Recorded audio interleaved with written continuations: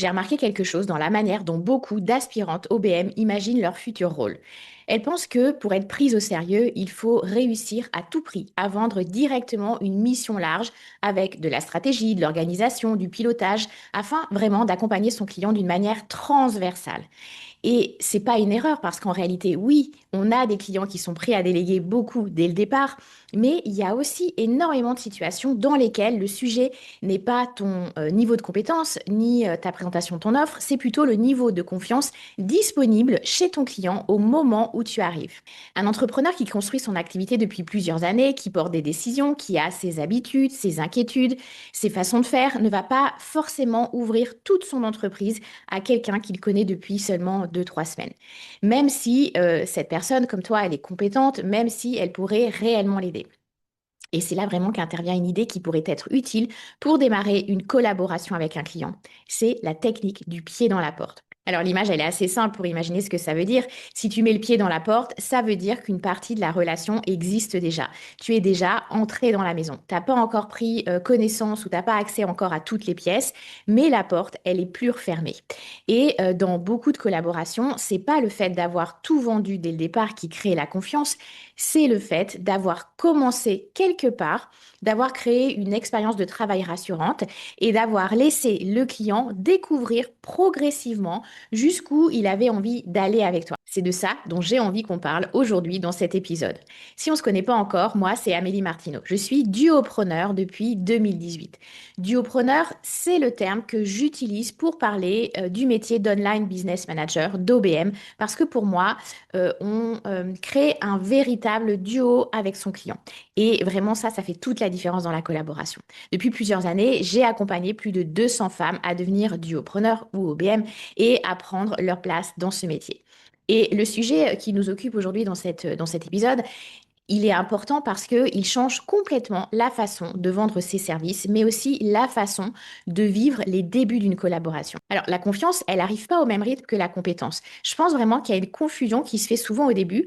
On interprète parfois un petit périmètre de mission comme un manque de reconnaissance de la part du client.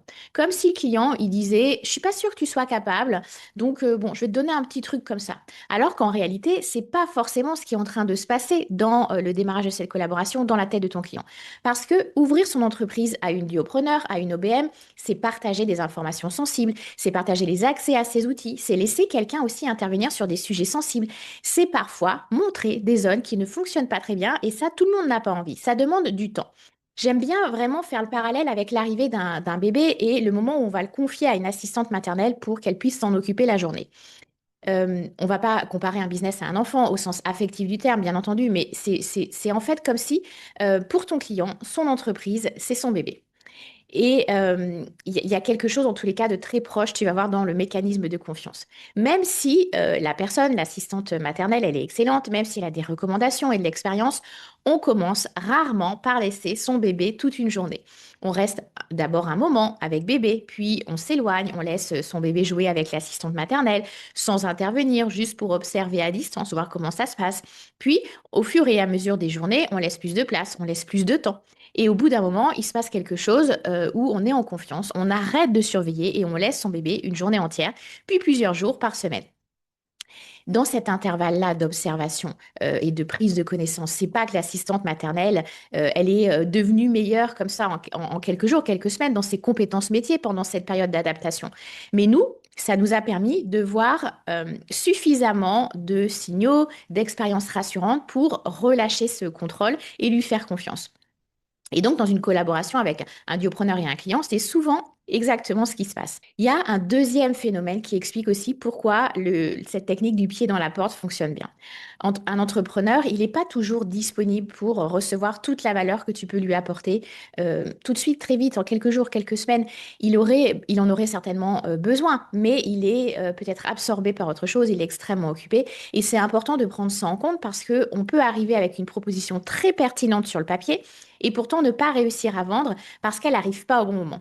Souvent, on se rend compte que le client qui a un sujet qui monopolise toute son attention, un lancement qui arrive, une équipe qui tourne mal, un outil qui crée des erreurs, ou, je ne sais pas, un manque de visibilité sur les chiffres.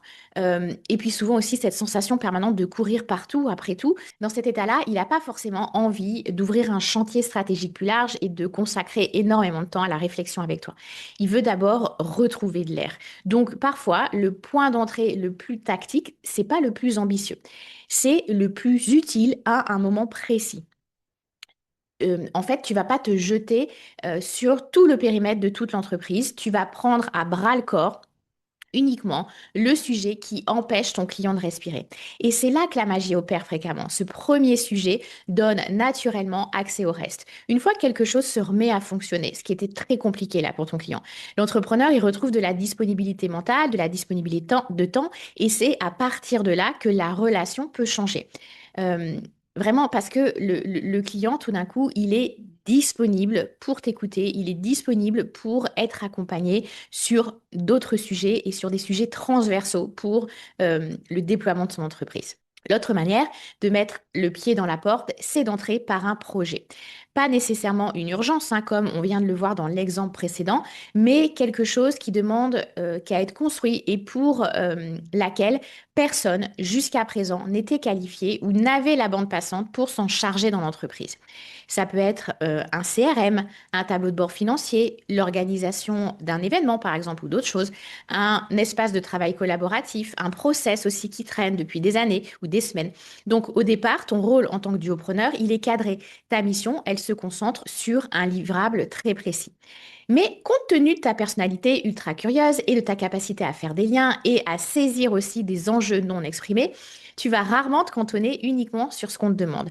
Tu vas poser des questions, écouter, tu vas observer, tu vas voir les interactions, tu vas comprendre les dépendances. Et c'est comme ça que, en accompagnant le client sur une mission très précise, on commence à comprendre pourquoi certaines décisions prennent du temps, pourquoi certaines tensions reviennent, pourquoi certaines choses bloquent. On arrive aussi à déceler les vraies causes des problèmes transversaux. Donc, on va commencer comme ça à distiller quelques conseils. Pas trop non plus parce qu'on veut pas non plus vexer et s'occuper de choses qui ne nous regardent pas quand c'est pas le bon moment de les accueillir pour le client, mais juste assez pour débloquer quelques idées. Et c'est là, en fait, que le client, il va découvrir que tu n'es pas seulement là pour exécuter ce projet précis, mais que tu comprends largement au-delà de ça, que tu comprends tout le système. Et souvent, cette prise de conscience se fait sans même avoir besoin de vendre davantage de prestations. Tu commences à gagner de la marge parce que la confiance, elle est en train de se construire. Et une fois que la confiance est installée, la collaboration, elle peut s'étendre presque naturellement.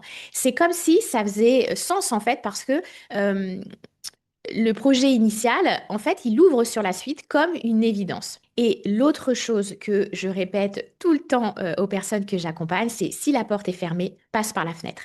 Cette phrase, je l'aime bien parce qu'elle est souvent mal comprise. Passer par la fenêtre, ça ne veut pas dire insister lourdement, même après un refus. Ça veut dire rester souple et persévérer.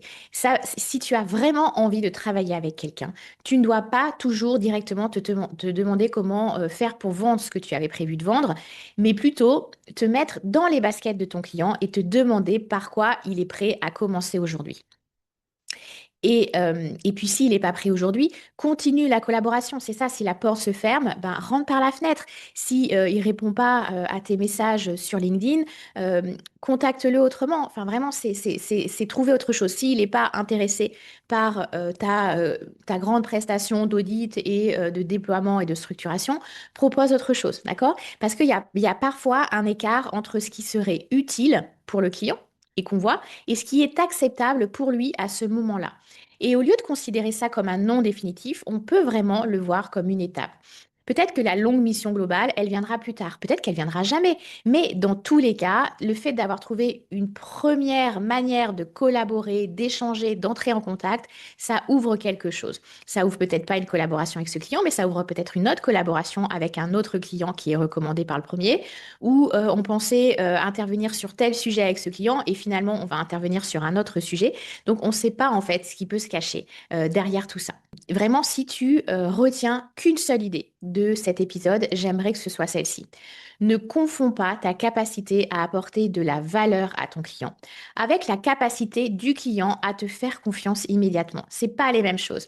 Et c'est pas parce que on te confie pas toute une entreprise au départ que ton rôle il est petit. Parfois, le premier projet, c'est simplement le début de quelque chose de plus grand. Du coup, j'aimerais bien savoir si tu devais choisir aujourd'hui une seule porte d'entrée dans l'entreprise de ton client idéal, ce serait laquelle?